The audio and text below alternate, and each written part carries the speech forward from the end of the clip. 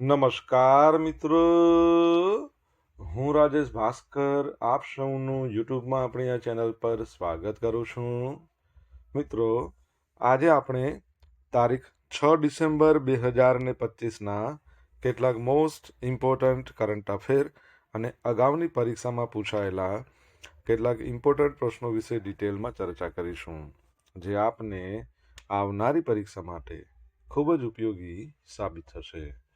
તો મિત્રો, આપ આ ચર્ચા સાથે જોડાઈ રહેજો અને વિડીયોને પહેલેથી લઈને છેલ્લે સુધી પૂરેપૂરો જોવાનો આગ્રહ રાખજો. તો ચલો મિત્રો, શરૂ કરીએ. શરૂઆત કરતા પહેલા જણાવી દઉં, જો તમારે આપણી આ યુટ્યુબ ચેનલને સબસ્ક્રાઇબ કરવાનું બાકી હોય તો ચેનલને સબસ્ક્રાઇબ કરજો, નોટિફિકેશન બેલ આઇકોનને પ્રેસ કરીને, અને જો તમને વિડીયો પસંદ આવે તો વિડીયોને લાઇક કરજો. પરંતુ વિડીયોને શેર કરવાનું ભૂલશો નહીં. અત્યારે જ તમારા જેટલા પણ મિત્રો જેઓ કોમ્પિટિટિવ એક્ઝામની તૈયારી કરી રહ્યા છે એ બધા મિત્રો જોડે આ વિડીયોની લિંકને શેર કરી દો, તમે જે તે સોશિયલ મીડિયા એપ્લિકેશન વાપરતા હો એમાં. ચલો તો શરૂઆત કરીએ.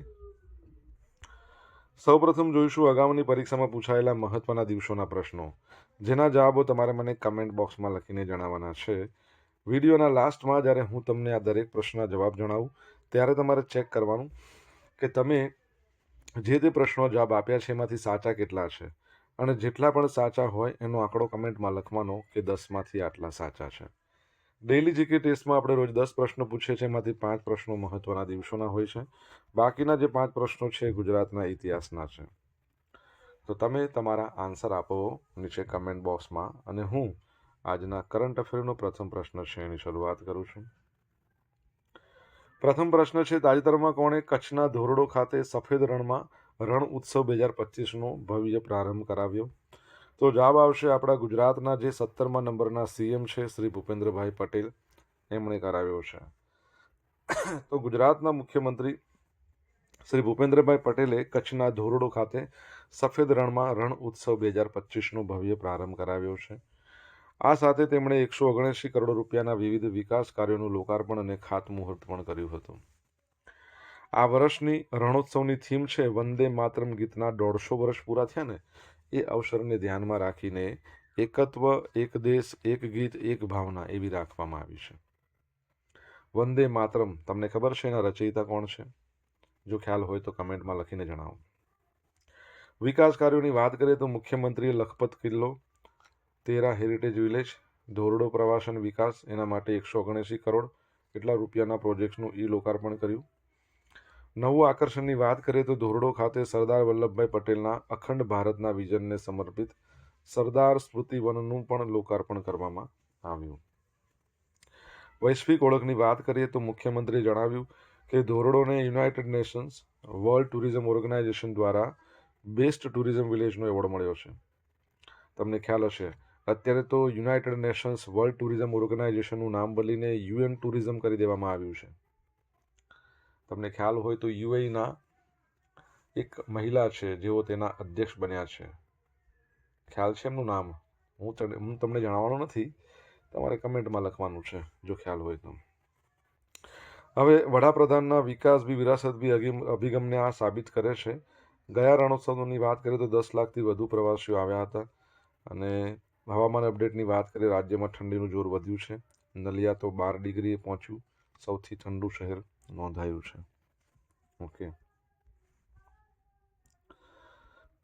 તાજેતરમાં national action plan on anti microbial resistance NAP-AMR 2.0 કોણે લોન્ચ કર્યું છે? તો જેપી નડ્ડા, જેઓ આપણા કેન્દ્રીય આરોગ્ય મંત્રી છે, આરોગ્ય અને પરિવાર કલ્યાણ મંત્રાલયના બાબતો મતલબ આરોગ્ય પરિવાર કલ્યાણ મંત્રાલય છે એના મંત્રી છે, અને ખાતર અને રસાયણ મંત્રી પણ એમણે છે જોડે જોડે.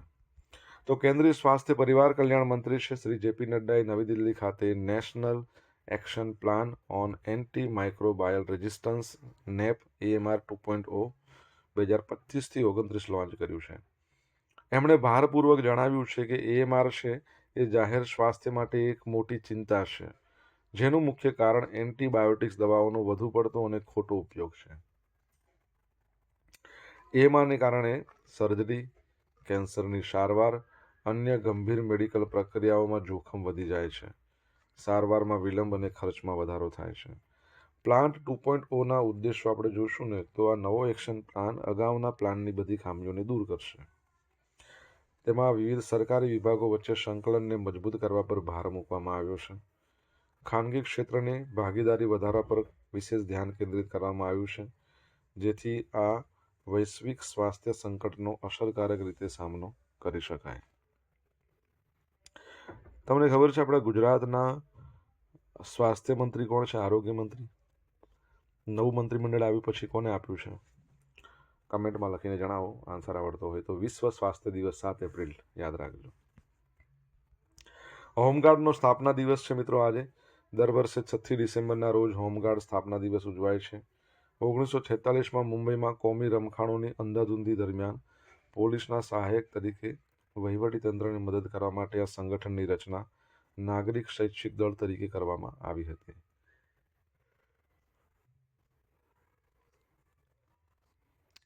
તેને ભારતીય ગૃહ રક્ષક પણ કહેવાય છે. એને એવું કહેવાય છે કે 6 ડિસેમ્બર 1962ના રોજ ચીન દ્વારા ભારત પર હુમલો હોમગાર્ડ સ્થાપના પાછળનું કારણ હતું.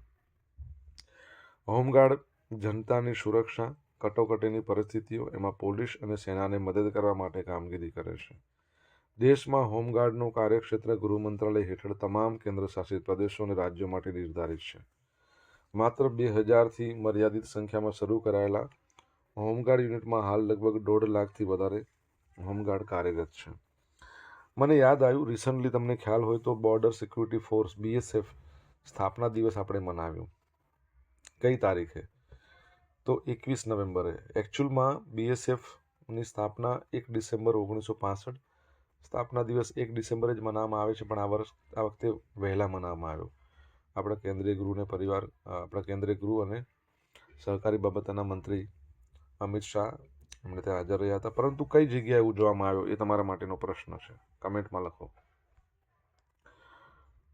મિત્રો, વિડીયો પસંદ આવ્યો હોય, ભણવાની મજા આવી હોય તો વિડીયોને લાઇક કરો, તમારા મિત્રો જોડે વિડીયોની લિંકને શેર કરો. આપણી બંને યુટ્યુબ ચેનલ રાજેશ ભાસ્કર 2ને સબસ્ક્રાઇબ કરો, નોટિફિકેશન બેલ આઇકોનને પ્રેસ કરીને.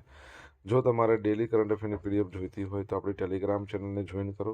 ડેલી કરંટ અફેરની PDF તમને મળશે અહીંયા, સાથે તમને પોલ્સ પણ રમવા મળશે. 128માં મન કી બાતના એપિસોડ મુજબ ભારતે કેટલા મિલિયન ટન અનાજનું ઉત્પાદન કરીને કૃષિમાં નવો રેકોર્ડ બનાવ્યો છે? 357 મિલિયન ટન. તો PM મોદીએ 30 નવેમ્બર 2025ના રોજ મન કી બાતના એપિસોડમાં મુખ્યત્વે 6 મુદ્દાઓ પર વાત કરી. પહેલું, કૃષિ. ભારતે 357 મિલિયન ટન અનાજનું ઉત્પાદન કરી ઐતિહાસિક રેકોર્ડ બનાવ્યો.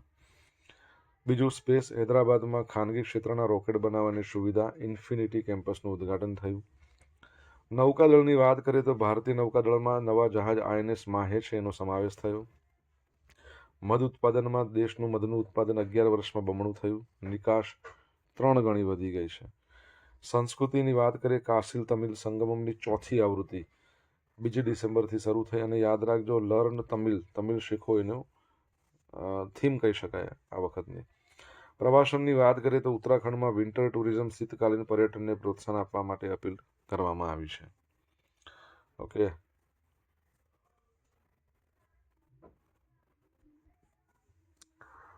મન કી બાત કાર્યક્રમના કેટલા વર્ષ પૂરા થયા? કમેન્ટમાં લખો. તાજેતરમાં PM મોદી દ્વારા ક્યાં ભગવાન રામની 77 ફૂટ ઊંચી પ્રતિમાનું અનાવરણ કરવામાં આવ્યું? તો જવાબ આવશે ગોવામાં. કઈ જગ્યાએ? ગોવા. તો વડાપ્રધાન નરેન્દ્ર મોદીએ 28મી નવેમ્બરના રોજ ગોવા અને કર્ણાટકની મુલાકાત દરમિયાન ભારતની સાંસ્કૃતિક અને આધ્યાત્મિક ધરોહરને મજબૂત કરતા અનેક મહત્વપૂર્ણ પ્રોજેક્ટ્સનું લોકાર્પણ કર્યું હતું. ગોવાની મુલાકાતની બાબતો જોઈએ તો ભગવાન રામની પ્રતિમા, દક્ષિણ ગોવાના કાનાકોના ખાતે આવેલા શ્રી સંસ્થાન ગોકર્ણ પરતગલી જીવોત્તમ મઠમાં ભગવાન રામની 77 ફૂટ ઊંચી કાશ્ય પ્રતિમાનું અનાવરણ કરવામાં આવ્યું. Ramayana theme park. રામાયણના પ્રસંગોને જીવંત કરતો એક ભવ્ય રામાયણ થીમ પાર્ક ખુલ્લો મૂકવામાં આવ્યો. મઠનો ઉત્સવ. આ કાર્યક્રમ મઠના 550માં સ્થાપના વર્ષ બરાબર છે નિમિત્તે યોજાયો હતો. આ પ્રસંગે PM મોદીએ એક વિશેષ ટપાલ ટિકિટ અને સ્મરણીય સિક્કો પણ બહાર પાડ્યો હતો. ઉડુપી કર્ણાટકની મુલાકાતની વાત કરીએ તો ગોવા પહેલાં વડાપ્રધાને કર્ણાટકના ઉડુપીમાં શ્રી કૃષ્ણ મઠની મુલાકાત લીધી હતી. લક્ષકંઠ ગીતા પારાયણ અહીં 1 લાખથી વધુ ભક્તો સાથે મળી ભગવદ્ ગીતાના પાઠ કર્યા, જેમાં પીએમ મોદી પણ સહભાગી થયા. ઉદ્ઘાટનની વાત કરીએ, એમણે સુવર્ણ તીર્થ મંડપનું ઉદ્ઘાટન કર્યું અને સંત કનકદાસ સાથે જોડાયેલી પવિત્ર કનકન કિંડી માટે કનક કવચ અર્પણ કર્યું. ગોવાની વાત કરીએ આપણે, ખબર છે ગોવા છે ને એ ભગવાન રામની 77 ફૂટ ઊંચી મૂર્તિ. કેપિટલ પણજી છે. સીએમ પ્રમોદ સાવંત છે. ગોવાની વાત ચાલે છે. ગવર્નરનું નામ તમને આવડતું હોય તો તમે જણાવો. અને રિસન્ટલી આપણે ભણ્યા હતા કે સાયબર ફ્રોડ પ્રતિસાદ 100% પ્રતિસાદ ધરાવનાર ભારતનું પ્રથમ રાજ્ય બન્યું હતું. ઓકે, તો એ પણ યાદ રાખજો. આગળ વધીએ.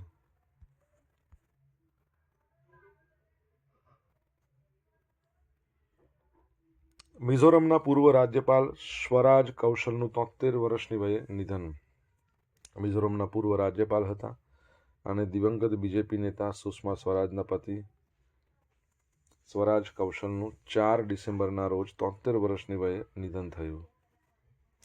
તેમણે છાતીમાં દુખાવો ઉપડ્યો હતો અને તાત્કાલિક નવી દિલ્હીની એમ્સ હોસ્પિટલમાં લઈ જવામાં આવ્યા, જ્યાં ડૉક્ટરે તેમને મૃત જાહેર કર્યા હતા. 1990થી 93 દરમિયાન મિઝોરમના રાજ્યપાલ રહ્યા હતા.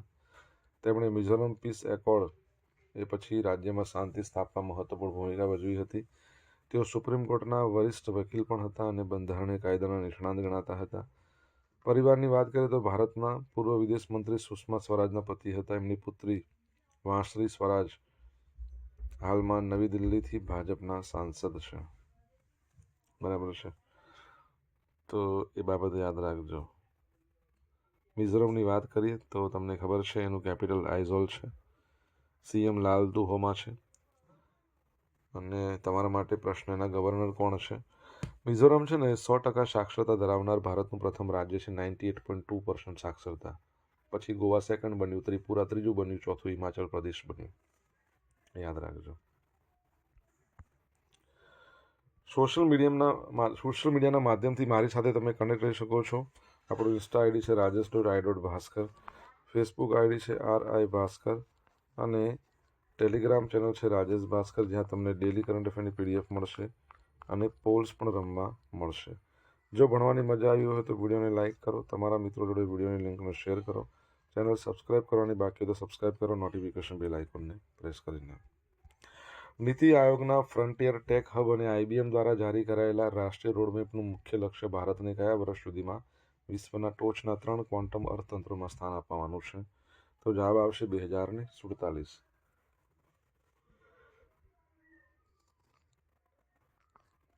તમને બધાને ખબર હશે કે આપણું વિકસિત ભારતનું લક્ષ્યાંક 2047નું છે. તમને એ પણ ખબર હશે કે સિકલ સેલ એનિમિયા, બરાબર છે, સિકલ સેલ નાબૂદી એનું અભિયાન, એનો પણ આપણો લક્ષ્યાંક 2047નો છે. તો નીતિ આયોગના ફ્રન્ટિયર ટેક હબ દ્વારા IBM સાથે ભાગીદારીમાં એક રાષ્ટ્રીય રોડમેપ જાહેર કરવામાં આવ્યો, જેનું મુખ્ય લક્ષ્ય એવું છે કે 2047 સુધીમાં ભારતને વિશ્વના 3 ક્વોન્ટમ અર્થતંત્રો પૈકી એક બનાવવાનો છે. આ મહત્વાકાંક્ષી યોજનામાં સ્વદેશી ક્વોન્ટમ કોમ્પ્યુટિંગ હાર્ડવેર સોફ્ટવેરનું નિર્માણ કરવા, ઓછામાં ઓછા 10 વૈશ્વિક સ્તરે. જો આમાં કેવું હોય છે, ક્વોન્ટમ ફિઝિક્સ એટલે શું હોય કે પદાર્થનો નાનામાં નાનું અણુ હોય ને, ત્યાં તમે જેટલા નાનામાં નાના સૂક્ષ્મ અણુમાં જાઓ ને તો ત્યાં એનું ફિઝિક્સ આખું બદલાઈ જાય. ફિઝિક્સના જે રૂલ્સ રેગ્યુલેશન છે ને એ થોડા અલગ થઈ જાય. ક્વોન્ટમ સાયન્સ, ક્વોન્ટમ ફિઝિક્સ કહે છે, બરાબર છે. હવે આ રોડમેપ હાલના રાષ્ટ્રીય ક્વોન્ટમ મિશનનો લાભ લઈને સંરક્ષણ, ઉર્જા, આરોગ્ય સંભાળ, લોજિસ્ટિક અને નાણાં જેવા મુખ્ય ક્ષેત્રોમાં ક્વોન્ટમ તકનીકોનો ઉપયોગ કરવાની પણ કલ્પના કરે છે, જેથી સુરક્ષા અને કાર્યક્ષમતામાં વધારો કરી શકાય. રોડમેપમાં ભારતની વર્તમાન સ્થિતિ, ખામીઓનું વ્યાપક વિશ્લેષણ કરી R&D અને વ્યાવસાયીકરણ છે એને વેગ આપવા માટે સ્પષ્ટ પગલાં સૂચવવામાં આવ્યા છે. હવે એમાં આ વિઝનને સફળ બનાવવા માટે નીતિ ઘડવૈયાઓ, વૈજ્ઞાનિકો, ઉદ્યોગ સાહસિકો સહિત તમામ હિતધારકોની સામૂહિક માલિકી પર ભાર મૂકવામાં આવ્યો છે. NITI Aayog National Institution for Transforming India 1 January 2015માં સ્થાપના. અગાઉ તેને આયોજન પંચ તરીકે ઓળખવામાં આવતું હતું. આયોજન પંચ 1950માં સ્થાપના અને 2014માં ડિસોલ્વ થઈ ગયું. નીતિ આયોગના અધ્યક્ષ હંમેશા વડાપ્રધાન હોય. હાલમાં શ્રી નરેન્દ્ર મોદી છે. નીતિ આયોગના ઉપાધ્યક્ષ ડૉક્ટર સુમન કે બેરી અને એના જે CEO છે BVR સુબ્રમણ્યમ. નીતિ આયોગમાં 5 પૂર્ણ સમયના સભ્યો છે. એમાં તમારે એક જ કહેવાના છે. છેલ્લે બન્યા ને એ રાજીવ, ઓહો મારાથી બોલાઈ ગયું નામ, ચલો અડધું જ નામ બોલ્યો છું, આખું નામ તમારે કહી દેવાનું છે. તો પાંચ પૂર્ણ સમયના સભ્યો, એમાંથી VK પોલ, VK સારસ્વત, અરવિંદ વિરમાણી, રમેશચંદ, આ 4 છે. 5મું તમારે કહેવાનું છે. મહારાષ્ટ્રમાં દીપડાઓ માટે દેશનો સૌપ્રથમ બર્થ કંટ્રોલ પ્રોગ્રામ. તો તાજેતરમાં કેન્દ્રીય વન, પર્યાવરણ, આબોહવા પરિવર્તન મંત્રાલય છે અને મહારાષ્ટ્ર સરકારના દીપડા માટે બર્થ કંટ્રોલ પ્રોગ્રામને મંજૂરી આપી છે. પાયલોટ પ્રોજેક્ટનું સ્થળ પુણે જિલ્લાના જુન્નૂર વિસ્તારમાં છે. આ પ્રદેશ શેરડીના ખેતરો ધરાવે છે. માનવ અને દીપડાનું સંઘર્ષ એનું ઉચ્ચ પ્રમાણ ધરાવતો વિસ્તાર છે. પ્રોગ્રામનો હેતુ દીપડાઓની વસ્તીને નિયંત્રિત કરી માનવ દીપડાનો સંઘર્ષ ઘટાડવાનો છે. પ્રથમ તબક્કામાં 5 માદા દીપડા પર ઇમ્યુનો કોન્ટ્રાસેપ્ટિક પ્રક્રિયા હાથ ધરવામાં આવશે, જે સર્જરી કરતાં ઓછી પીડાદાયક પદ્ધતિ છે. જરૂરિયાત: પુણે જિલ્લામાં એપ્રિલ 2025થી અત્યાર સુધીમાં દીપડાના હુમલામાં 5 ગ્રામજનોના મોત થયા છે, જેના કારણે આ પગલું લેવું અનિવાર્ય બન્યું હતું. મહારાષ્ટ્રના વન મંત્રી ગણેશ નાયકના જણાવ્યા અનુસાર જો આગામી 6 મહિનામાં આ પ્રોજેક્ટના પરિણામો સફળ રહેશે તો આ પદ્ધતિ નાસિક, અહમદનગર જેવા અન્ય જે સંઘર્ષગ્રસ્ત જિલ્લાઓ છે એમાં પણ લાગુ કરવામાં આવશે. દીપડા દિવસ તમને ખબર છે 3 મે આવે છે. હિમ દીપડા દિવસ ક્યારે આવે?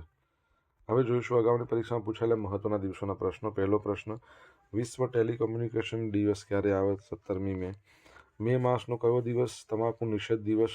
તો 31મી મે. સ્વૈચ્છિક રક્તદાન દિવસ ક્યારે આવે છે? 1 ઓક્ટોબર. રાષ્ટ્રીય રમતગમત દિવસ 29 ઓક્ટોબર, મેજર ધ્યાનચંદનો જન્મદિવસ. માર્ચ માસની કઈ તારીખે વિશ્વ ગ્રાહક દિવસ આવે છે? તો 15મી માર્ચે આવે છે. હવે જોઈશું અગાઉની પરીક્ષામાં પૂછાયેલા ગુજરાતના ઇતિહાસના પ્રશ્નો. ગાંધીજીએ ભારતમાં આવીને સૌપ્રથમ કયો સત્યાગ્રહ કર્યો હતો? ચંપારણ.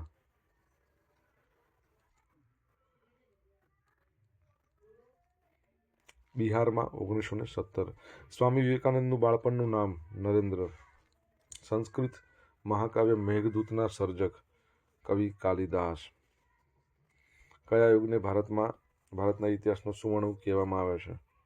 તો ગુપ્ત યુગને. તુમ મુझे ખૂન દો મેં તુમ્हें આઝાદી દૂંગા, આવી ઘોષણા કોણે કરી હતી? સુભાષચંદ્ર બોઝ. હવે મિત્રો જોઈશું ગઈકાલે પૂછેલા પ્રશ્નો જવાબ. પહેલો પ્રશ્ન, દીપ સિટી કયા નવા ક્ષેત્રમાં મુખ્ય કેન્દ્ર બનવા જઈ રહ્યું છે? બૌદ્ધિક સંપદા અધિકારો. સેકન્ડ પ્રશ્ન, સંયુક્ત લશ્કરી કવાયત એકુવેરિન ભારત અને બીજા કયા દેશ વચ્ચે યોજાય છે? માલદીવ વચ્ચે. આજે પૂછેલા પ્રશ્નો જવાબ. પહેલો પ્રશ્ન, વંદે માતરમના રચયિતા કોણ? બંકિમચંદ્ર ચટ્ટોપાધ્યાય. સેકન્ડ નંબરનો પ્રશ્ન, ગુજરાતના આરોગ્ય મંત્રી કોણ છે? પ્રફુલભાઈ પાનશેરિયા. રાજ્ય કક્ષાનો સ્વતંત્ર હવાલો ધરાવે છે. ત્રીજો પ્રશ્ન, બોર્ડર સિક્યુરિટી ફોર્સ દિવસ ભુજમાં મનાવવામાં આવ્યો. ચોથો પ્રશ્ન, મન કી બાતના 11 વર્ષ પૂરા થઈ ગયા છે. 5મા નંબરનો પ્રશ્ન, ગોવાના જે ગવર્નર છે પુષ્પતિ અશોક ગજપતિ રાજુ, આપણે ગજપતિ રાજુ લખીએ છીએ. 6થા નંબરનો પ્રશ્ન, મિઝોરમની વાત કરતા હતા ને, એના ગવર્નરનું નામ VK સિંઘ. 7મા નંબરનો પ્રશ્ન, નીતિ આયોગના 5મા નંબરના પૂર્ણ સમયના સભ્ય રાજીવ ગોબા. 8મા નંબરનો પ્રશ્ન, હિમદીપડા દિવસ 23મી ઓક્ટોબર. હવે મિત્રો જોઈશું ગઈકાલના કરંટ અફેરમાંથી પૂછેલા કેટલાક ઇમ્પોર્ટન્ટ પ્રશ્નો, જેના જવાબો તમારે કમેન્ટમાં લખવાના. પહેલો પ્રશ્ન, તાજેતરમાં કયા વર્ષે 12મી ચિંતન શિબિરનું આયોજન કરવામાં આવ્યું હતું? કયા સ્થળે? સેકન્ડ પ્રશ્ન, તાજેતરમાં કોણે બાળ વિવાહ મુક્ત ભારત 100 દિવસના જાગૃતિ અભિયાનની શરૂઆત કરી? તમને જો જવાબ આવડતો હોય તો કમેન્ટ બોક્સમાં લખીને જણાવજો. તો આ હતા આજના દિવસના કેટલાક મોસ્ટ ઇમ્પોર્ટન્ટ કરંટ અફેર સાથે આપણે જોયું અગાઉની પરીક્ષા પૂછાયેલા ઇમ્પોર્ટન્ટ પ્રશ્નોના જવાબોની સાથે. આશા રાખું બધાને ભણવાની મજા આવી હશે. મજા આવી તો વિડીયોને લાઇક કરો, તમારા મિત્રો જોડે વિડીયોની લિંકને શેર કરો. આપણી બંને યુટ્યુબ ચેનલ રાજેશ ભાસ્કર ટુને સબસ્ક્રાઈબ કરો, નોટિફિકેશન બેલ આઇકોનને પ્રેસ કરીને. તો મિત્રો, thank you so much for watching this video. Have a nice day. Jai Hind, જય ભારત, જય જય ગરવી ગુજરાત.